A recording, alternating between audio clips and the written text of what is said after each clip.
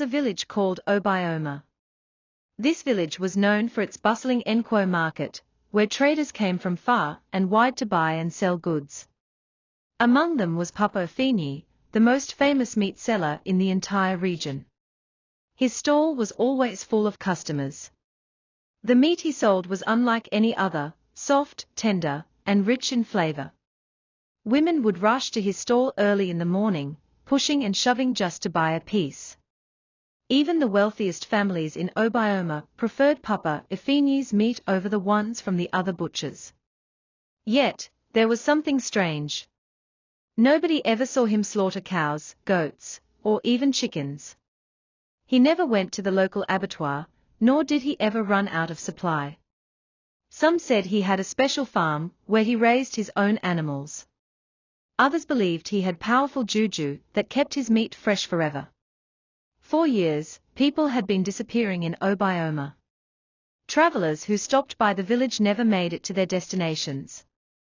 Young men looking for work vanished without a trace.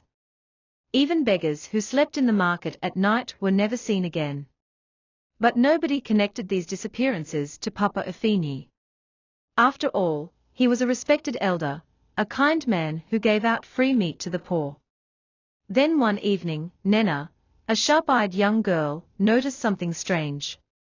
Her younger brother, Chibuika, had gone to Nkwo market the previous night to buy meat for their mother, but he never returned. The next morning, Papa Ofini's stall had an unusual amount of fresh meat, red, glistening, and plenty. Nena's heart pounded in her chest. A terrible thought crept into her mind. Could it be? Nena asked herself. Nena followed Papa Ofini that night. She hid behind the thick bushes near his house, watching as he carried a heavy sack into the forest. The full moon cast a pale light over the land, and she could barely make out his figure, as he disappeared into an abandoned hut deep in the woods. Summoning courage, she crept closer and peeked through a crack in the wooden walls. What she saw made her blood run cold. Bodies? Human bodies.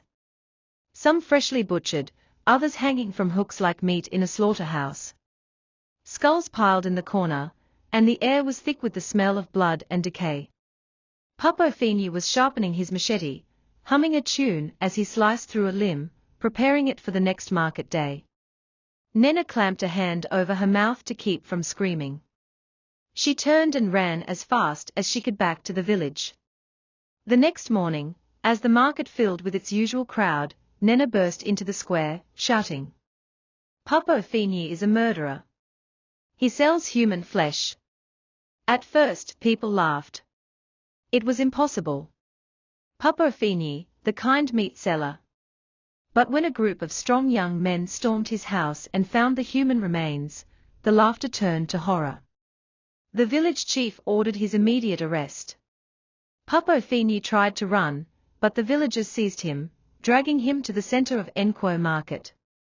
He confessed before the entire village, revealing how he had been capturing lonely travelers, lost children, and even some of the missing traders.